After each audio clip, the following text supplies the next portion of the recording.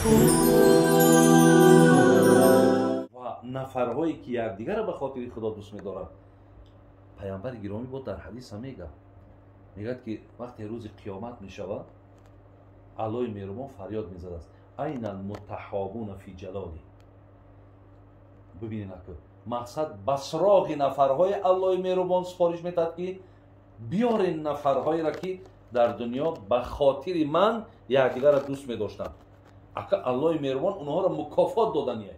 برادر عزیز بسیار غمدار بود، غمگین بود. وقتی حضرت سلمان گفت که مادر گفت بسیار مقصد ناراحت میبینم. برای چی؟ گفت آخی این سلمان گفت یعنی توجکوی ما کلک کشال کده ابی دردا این کلک کشال کده این تماما گفت دیگه کار ای همه برداشت است. روزی دراز روزه داره، شبی دراز تا روز نماز میخونه. برادری عزیز انمو حقیقتا حلاوت های و ایلا مثال روزه بگیری و شب تا روز نماز خوانده میتونی، همون یک کیفیت نباشه، یک لذت برده نتونی، همین یک 10 منوت خونده نخونده بین علاقه دلگیر میشی، نمیتونیم 4 ورق میخونیم در آن میپشونیمش، نمیتونیم دوام داده. برای که برادرات ولی همون حلاوت کیفیتی خودی همون ایمان که در درون نیست، پس ما نمیتونیم این کار کرده. یعنی همین چیزها را وقتی میبینید در حیات اونها، پس هر آینه میگوی بله این کیفیت علامه حلاوته که این آدم تا روز نماز میخونه یا روزی دراز مقصد مردک روزه میگیره. این خیلی مثال ها برادر عزیز ما صدها داریم از حیات مثال گذشتگان خود ما که چقدر در عبادت سعی و تلاش و کوشش زیاد داشتن. بسیار برای چی آرزو کرد صحابه پیامبر پیش از جهاد رفتنش. ببین پیش از جهاد رفتن چرا آرزو کرد؟ گفت خداوندا پیش از همین جهاد گفت دعام همین است. دعام همین است که رفتم بازگشتم نشو بخونه. برادر عزیز ببینید دیگه بازگشتم طرف خانه نشوه. علای مهربان برم ای دستم چندین تامین دشمنای تو کشته شوه و آخرا به دست یگان پهلوان همین مشرکا کشته شوم. بعد کشتن بنیمه ببرن گوشامه ببرن چشمام بله عبدالله ابن جحش چشمامه بکاون بین همه این را ببرارن و بعد از همین روز قیامت همین خیلگو محشورم کنی و بعد بپرسیم که عبدالله این چه احواله؟ من بگم الله مهربان من اینها را در راه تو داده بودم. الله مهربان من این را در راه تو دادگی بودم، اینها را خودت میدانی.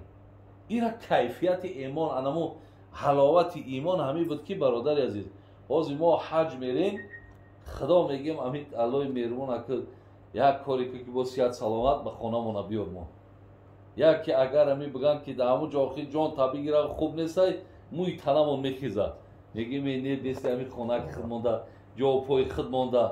ببین ای برادر حلاوت ایمان او را اگه با امروزه خودمون مقایسه کنیم یک ببینید که چقدر فرق بین اونها و بین ما و شما هست برادر. برای همین این حدیث معناش چیه؟ چشیدن حلاوت ایمان یکم تا زمانی که الله و رسول مقدم همه محبوبیت قرار نگیرد. یک دو دیمش بعد سخنی برای تقویت حضرت و ان یحب المرء لا یحب الا لله. تا زمانی که همین مولوی را من از برای خدا دوست ندارم، یکی از آن سه که در ما باید حلاوت ایمان پیدا شود، لذت همو باید پیدا شود، یک تشمیه که من همین مرده که وقتی دوست بدارم باید فقط به خاطر خدا دوست بدارم، خاطر خدا دوست بدارم. انا همینجا ده بعد در برادران ما ده انمان حلاوت ایمان پیدا میشه و نفرهایی که یکدیگر را به خاطر خدا دوست میدارند. پیامبر گرامی بود در حدیث هم میگه که وقتی روز قیامت میشود الله مهربان فریاد میزد است: این المتحابون فی جلالی. ببینین که مقصد بسراغ نفرهای الله مهربان سپارش میتد که بیارین نفرهایی را که در دنیا به خاطر من یکدیگر را دوست می‌داشتند. اگه الله مهربان اونها را مکافات دادنیه، اونها را مقصد بخشش زیاد میشه. چه خیل بخشش؟ میگه لهم منابر من نور یغبطهم النبیون الشهدا. میگه الله مهربان برای اینایی که در دنیا یکدیگر را به خاطر خدا دوست داشتن، با منبری ممکن بریلیانت هم باشه، طلاش هم باشه، لیکن ای نور فقط الله میسازه. ای نور هیچ کس ساخته نمیتونه. انمو منبر نورها دا نفرهایی میشیند. گفتم پیامبر گرامی که اینها در دنیا دیگر را به خاطر خدا دوست می‌داشتند. میگه وقتی اینها را منبر میتن، اگه شما ببینید یغبطهم النبیون و شهدا، به معنای غیبت خوردن، رشکشان میبرده پیغمبرها و شهیدا را که مقصد این مرتبه و مقام یا کیان که در این خیلی مقام و مرتبه بلندن که با آنها گفته میشد اینها نفرهایی هستند که در دنیا یکدیگر را به خاطر خدا دوست داشتند. برادر از حقیقتا این کار دشواره. ولی در آیت قرآن ما میخواندم، معنا میکردیم در مسجد، ولی زمانی که بگیم که بیماری های پدر و مادر را ندیده بودیم، میخواندیم مقصد مکافاتاش که میدیدیم، هر کسی در پدر و مادر خدمت کنه، مثال هما جنت و کوانار و تقدیر جنت دوزخ در دست همین ها ای فلان ای داد میزدیم، جاغ میزدیم.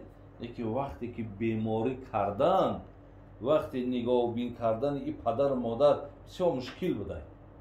این بیهوده تری اجرهای وزبین و ثوابهای وزبین الله مهربان وعده کرده است، کارشان دشوار بوده. همین دوست داشتن از برای خدا هم برادر عزیز خیلی مشکل شده. بود در همین زمانه های ما حاضر همین که جای دکیه دوست های فقط برادر عزیز نگاه میکنه که ای کام جهت قطعه میادم چی دارم یادم که من به مثال یک دوستی کنم چی داره، آبرو داره، پول داره، مقصد پدری منصبدار داره، چی دارم یه آدم که من مقصد همین یک جهت باید به آدم مثال دوستی کنم. لیکن گفتید داملا که این دوستی هایی که به خاطر برادرای عزیز مالی ما می شود، آبروی ما می شود، مثال دیگر می شود، اینا همش یک گویم گفتی هم خوجندی ها وقتی چای یا در حال میگذرن، بسیار میگذرن و این پاینده هم نیست، این دوست هم نیست.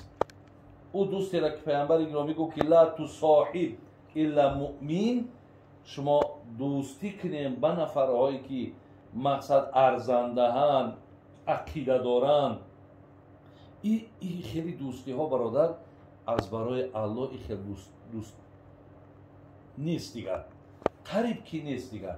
مشکل یافتنی دوستای از برای الله را بسیار مشکل. برای همین که قدر اجرهاشم این مکافاتهاشم چقدر مثال تو در میدان قیامت عزیزی، چقدر احترام داری، چقدر قدرهای زیاد داری.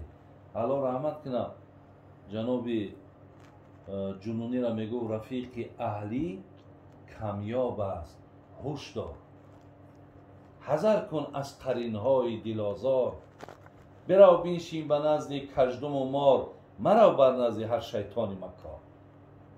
بین برای قطعی مارها بشین، قطعی کژدم ها بشین، زیرا یک زهرت میزنن، اگر ایماندار باشی ایمان میبری کو. لیکن وقتی آدم با نفری نتری دوستای بگیم بسیار نالایق وقتی میشینی، اینها هم در دنیا اگر یگان راهی بدت برن، هم از ایمانت میمانی، ببین هم ای جانت میمانی. برای همین یعنی همیشه برادرها دوستایی که از برای خدا گفتن ما اگر انتخاب کنیم یا که همین کار را بتونیم کرده، ببین به منفعت خود ما بوده، ما طعم ایمان هم میچشیم برادر. ما رنگ همون قصه هایی که مثال گذشت انامجا در بعد همین راحت و بعد لذت همین ایمانداری را ما احساس میکنیم. و این همین چیزا که نباشد، این همین سه چیزی که گویا که الله و رسول مقدمی همه باید دوست بداری. دوم کسی را دوست میگیری و میخوای دوستش بداری به خاطر خدا باشه. سیوم مقصد همون اعتقادی غلط و نادرست روزهای بسیار سیاهی که داشتی هیچ وقت دیگر میگه در خودت میگه او روزها را پیش نظرم نیار و هر گاهی که اگر میلت با بسوی همون مثال پیدا شید دیگه این حلاوت ایمان در تو پیدا نمیشه. یعنی از او روزها پناه طلب کن و همیشه مقصد برای او روزها آبی چشم که چه روزهای سیاهی بود که من در تاریخ حیات و مقصد سپری کرده بودم. خدای مهربان عاقبتمون بخیر کنه و ایمانمون با سلامت نگه داره و عزیزای خدا میگن عمر آن که صرف کرده در حضور ذکری او حیف عمر در پی این نفس کافر بگذره. خدا را شکر میکنیم که گاه هم یکان لحظه های از عمر ما برادران در یک نشست های میگذرد، در یک مصلحت های میگذرد، یک دیگر نصیحت میکنیم و دیگر از یک دیگر پند نصیحت میگیریم. انشاءالله برای ما و شما بسیار خیلی زیاد دارد.